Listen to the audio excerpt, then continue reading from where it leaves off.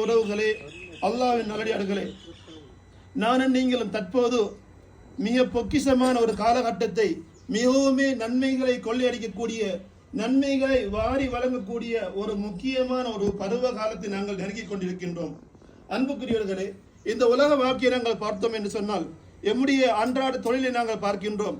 எம்முடைய அந்த வியாபார வாழ்க்கையிலே நாங்கள் சாதாரணமாக செய்து கொண்டிருக்கக்கூடிய அந்த தொழிலை நாங்கள் என்ன செய்கின்றோம்? ஒரு குறிப்பிட்ட காலத்தை வைத்திருக்கின்றோம்.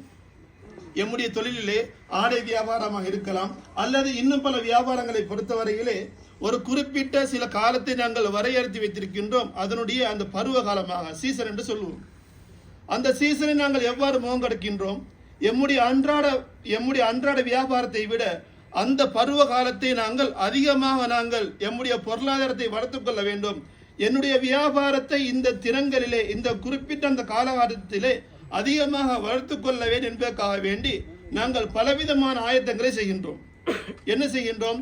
எம்மிடத்திலே பொருளாதார வசதி குறைவாக இருந்தாலும் பிறரிடத்திலே நாங்கள் அந்த பணத்தை கடனாக பெற்றாவது பல புதிய பொருட்களை நாங்கள் வாங்குகின்றோம். ஆடை வியாபாரமாக இருந்தால் புதிய புதிய டிசைன்களை, புதிய துணிகளை நாங்கள் என்ன செய்கின்றோம்? எம்முடைய கடைக்கு நாங்கள் கொள்வனவு செய்கின்றோம்.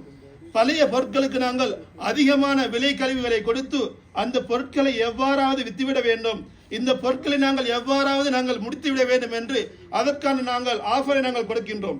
அதே போன்று எம்முடைய கடைகளை நாங்கள் சுத்தம் செய்கின்றோம், அலங்கரிக்கின்றோம். இரவு பகலாக சாதாரண நாட்களிலே காலையில் இருந்து இரவு 8 மணி வரை அல்லது இரவு 9 மணி வரை நாங்கள் திறக்கின்ற அந்த கடைகளை அந்த சீசனிலே இரவு முழுவதுமாக பல நபர்களை நாங்கள் அந்த சீசனுக்காக வேண்டி வேலைக்கு அமர்த்தி எம்முடைய கடைகளை நாங்கள் இரவு முழுக்க நாங்கள் திறந்து கொண்டிருக்கின்றோம். காரணம் என்ன? இந்த சீசனை நான் பயன்படுத்திக் கொள்ள வேண்டும்.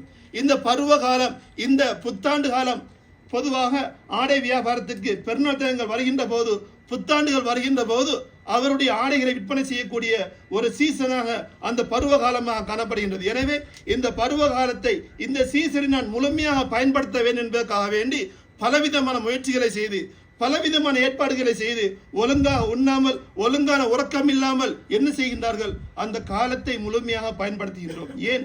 என்னுடைய பொருளாதாரத்தை அதிகப்படுத்திக் கொள்ள வேண்டும். அதற்கான காலமாக, அதற்கான சீசனாக இந்த காலம் காணப்படுகின்றது. இவ்வாறு நாங்கள் என்ன செய்கின்றோம்?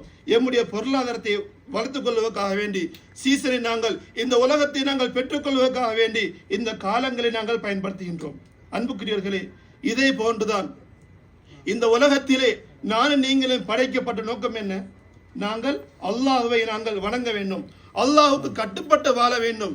எனவே நாங்கள் அல்லாஹ்வை நெருங்கக்கூடிய, அல்லாஹு தஆலா என்னையும் உங்களையும் எதற்காக இந்த உலகத்திலே படைத்தானோ அந்த நோக்கத்தை நாங்கள் சரியான முறையிலே அடைந்து கொள்ளக்கூடிய ஒரு காலகட்டமாக நாங்கள் எதிர்நோக்குகின்ற இந்த ரமதான் காலம் படுகின்றது. அன்புக்குரியவர்களே, நானும் நீங்களும் படைக்கப்பட்ட நோக்கம் அல்லாஹ்வை வணங்க வேண்டும். அந்த வணக்கத்தை நாங்கள் எப்போது மேற்கொள்வோம்? அல்லாஹ்வுடைய அச்சம் இருந்தால், அல்லாஹ்வுடைய பயம் இருந்தால், இந்த மார்க்கத்தை பற்றிய, மறுமை நாளை பற்றிய பயம் இருந்தால், அந்த அச்சம் இருந்தால் தான் நாங்கள் என்ன செய்வோம்? அல்லாஹ் தஆலாவை ஒழுங்கான முறையிலே வணங்குவோம். ஹராம் ஹலால்களை பேணி நடப்போம். எம்முடைய வாழ்க்கையில் எடுத்து நடக்க வேண்டிய விடயங்களை எடுத்து நடப்போம். தவிர்த்து கொள்ள வேண்டிய விடயங்களை நாங்கள் தவிர்த்து கொள்வோம். எப்போது? எம்முடைய உள்ளத்திலே பயம் இருக்க வேண்டும், இறைவனை பற்றிய அச்சம் எம்முடைய இருக்க வேண்டும். எனவே அந்த அச்சத்தை வலியுறுத்தக்கூடிய, அந்த அச்சத்தை எம்முடைய உள்ளத்திலே வளர்க்கக்கூடிய ஒரு மாதமாக, ஒரு காலகட்டமாக இந்த ரமதான் காணப்படுகின்றது.